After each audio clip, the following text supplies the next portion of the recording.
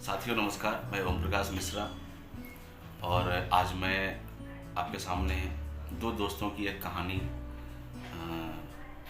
ला रहा हूँ।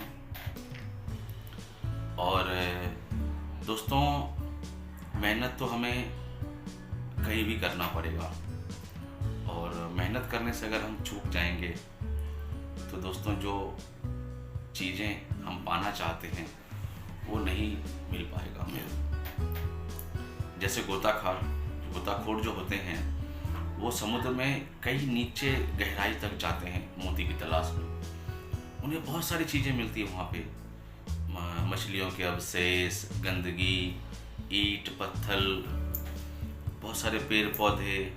लेकिन एक्चुअल में गोताखोर किस लिए जाते हैं समुद्र की गहराई में? एकदम तलहटी में जाते हैं वो मोती की तलाश में। और वो मोती उन्हें एकदम समुंदर के सबसे नीचे गहरी तलहटी में मिलती है, सीप के अंदर में। और उस सीप को ढूंढ के निकालना पड़ता है और वहाँ से वो मोती को पाते हैं।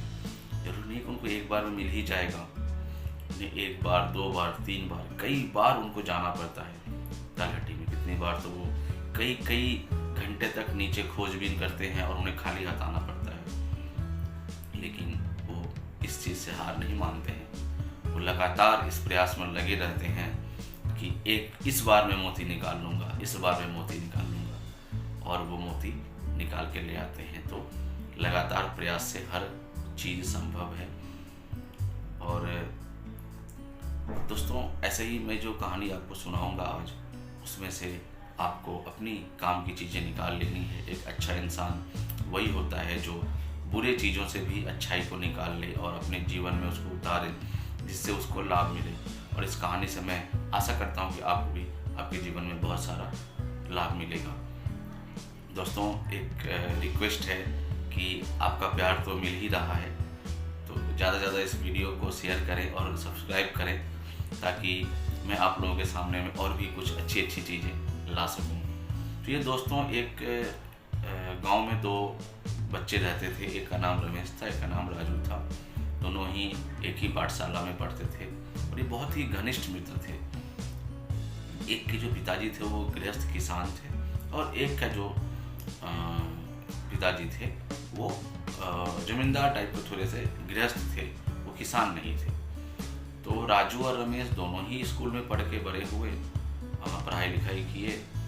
और उसके बाद में एक पिताजी ने उसका कहा कि भाई अब तुम पढ़ लिए हो, मैं भी अब बूढ़ा हो चला हूँ, तो अब अपने जो हमारी खेती बाड़ी का काम है उसको देखो। और राजू के पिताजी का अपना दुकान था किराने का। तो राजू के पिताजी ने कहा कि भाई तुम किराने की दुकान को संभालो और मैं अब अपने तीर्थाटन पे, मतलब तीर्थों घूमने के लिए मैं जाऊंगा। तो राजू ने कहा ठीक है पिताजी, आप जाइए, मैं दुकान संभालता हूँ। और इधर रमेश अपने पिताजी के खेतों में काम करने लगा। तो राजू का व्यवसाय देख करके रमेश ने भी अपना बीज का धंधा और किराने दुकान का धंधा कर लिया। वो भी अपना दुकान छोटा सा डाल लिया, छोटे से ही शुरुआत की। तो राजू का बड़ा दुकान था, जोर शोर से चल रहा था। तो राजू का एक मित्र शहर में रहता था और शहर में रहने वाला मित्र ने राजू को कहा कि भाई तू गांव में जो बेच रहा है सामान, उससे दोगुने दामों में तू यहाँ पे बेच सकता है और यहाँ पे खरीदार भी चाहता है और तू बहुत ज़्यादा पैसा कमा सकता है। तो जब तक उसके पिताजी तीर्थाटन से आते तब तक ये सारा प्लानिंग बना चुका था। पिताजी के आते ही उन्होंने कहा कि पिताजी ऐसी ऐसी बात है, मेरा एक मित्र शहर में रहता है और वो ऐसे ऐसे मुझे कहा है कि अगर तुम अपना दुकान यहाँ ले आते हो तो बहुत ज़्यादा मुनाफा तुम कमा पाओगे। रमेश बचपन से ही थोड़ा सा मौन रहने वाला, कम बोलने वाला, लोगों के बीच उठने बैठने वाला था।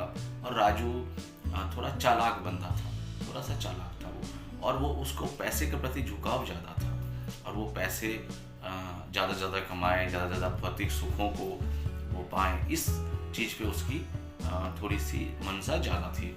और रमेश जो था वो अपने पिताजी की तरह ही साधारण इंसान था और बहुत कम में गुजारा करने वाला था। मिल गया तो बहुत अच्छा, नहीं मिला तो जो है उसमें खुश हैं और भगवान के प्रति उसकी आस्था बनी रहती थी। तो राजू अपने पिताजी के साथ में बात करके गांव की सारी चीज़ों को यहाँ पर बेच करके और वो शहर चला गया। शहर में एक आलीशान घर खरीद लिया उस पैसे से और नीचे दुकान डाल लिया। और दुकान डालने के बाद में वो वहाँ पे अच्छे से अपना व्यापार भी करने लगा।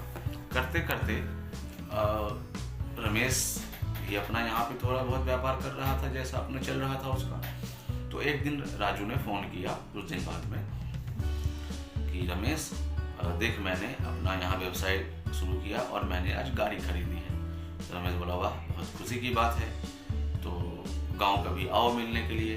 तो उसने कहा कि कहाँ गांव आने का फुर्सत है, दुकान पे इतनी भीड़ रहती है कि कहीं आने जाने की फुर्सत ही नहीं रहती। तो बोला वाह, बहुत अच्छा। फिर उसने रमेश को कहा कि भाई तू भी यहीं आ जा और यहीं अपना दुकान कर ले, वहाँ सब छोड़ छाड़, गाँव में क्या रखा है, लोग वहाँ पे दिन भर में 2-1 आते हैं, नहीं आते हैं, सब तो अपनी खेती करके अनाज उगा लेते हैं, तो कैसे तेरा गुजारा चलता है। तो उसने कहा कि नहीं भाई, भगवान के भरोसे मेरा गुजारा अच्छे से चल रहा है और मैं अपने परिवार के साथ में, अपने गांव वाले के साथ में बहुत खुश हूँ।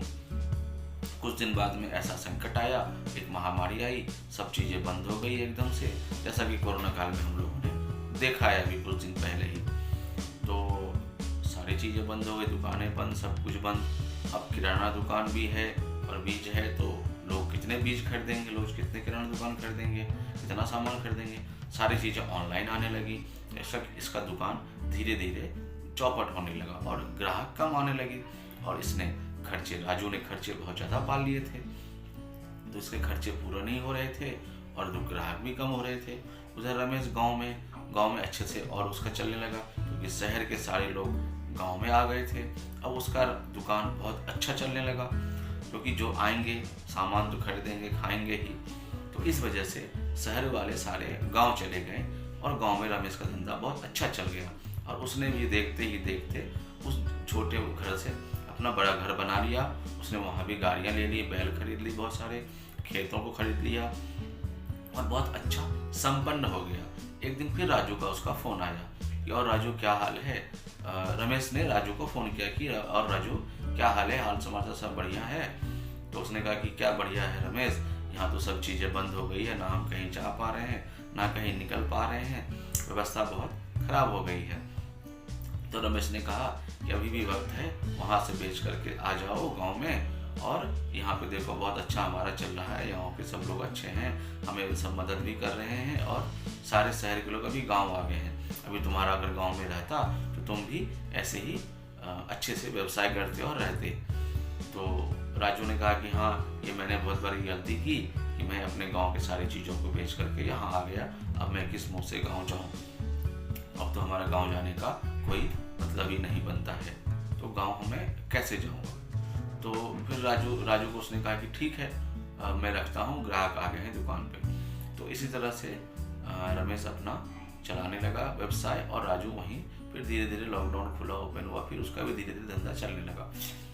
तो दोस्तों, इस कहानी से मतलब यही है कि आपको कभी भी अपनों को छोड़ करके नहीं जाना चाहिए। इस कहानी का अर्थ ये है, भले आपको अपनों के साथ में आप रहेंगे, थोड़ी दिक्कत आपको आएगी। जैसे रमेश को शुरुआत में बहुत दिक्कत आई और राजू को बहुत मुनाफा हुआ। तो जिंदगी का यह पहलू है कि अगर आपके एक पक्ष में अगर आपको कष्ट हुआ है तो दूसरे पक्ष में आपको बहुत सुख मिलने वाला है, इसकी तो गारंटी है। ये समझ लीजिए दोस्तों, क्योंकि भगवान भी आपकी परीक्षा लेता है कि कितना ये मेरे पे विश्वास रखकर टिका रहता है, डटा रहता है। डटे रहेंगे, टिके रहेंगे तो ही आप सफल होंगे दोस्तों।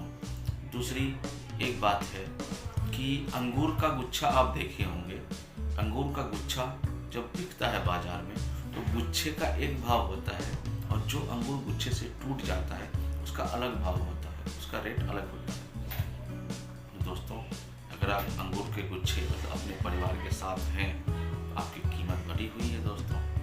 अगर आप गुच्छे से अलग हो गए हैं आपकी कीमत घट जाएगी, आपकी कीमत कुछ भी नहीं रहेगी। पेड़ पर गिरा हुआ पत्ता हरा भरा रहता है, पेड़ पर जो लगा हुआ पत्ता रहता है डाली में, वो हरा भरा रहता है जब तक कि उस पेड़ में लगा हुआ है। जैसे ही वो गिरता है टूट करके वो पीला हो जाता है, मतलब वो खत्म, वो नस्वर हो गया, अब उसकी कोई वजूद नहीं है। इसीलिए इस कहानी का मोरल ये है कि अपनों का साथ कभी मत छोड़िए, ज़मीन से जुड़े रहिए।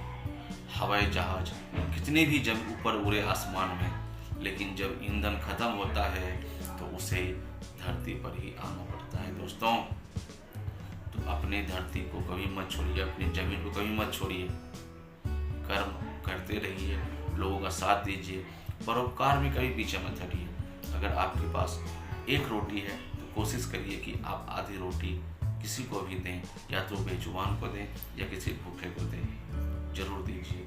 अगर आप 10 रुपये कमाते हैं तो 8 आना जरूर सेवा कार्य में लगाइए। ये आपका कहते हैं ना कि अनविजिबल डिपॉजिट हो रहा है, जो आपको एक समय ऐसा रिटर्न देगा कि आप सोच नहीं सकते हैं।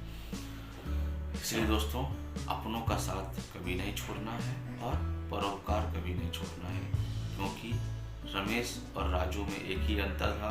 राजू केवल पैसे के पीछे गया और रमेश परोपकार करता रहा, अपने परिवार से अलग नहीं। दोस्तों, ऐसे ही कहानियों के साथ मैं दोबारा फिर आपके सामने आऊँगा। तब तक के लिए नमस्कार।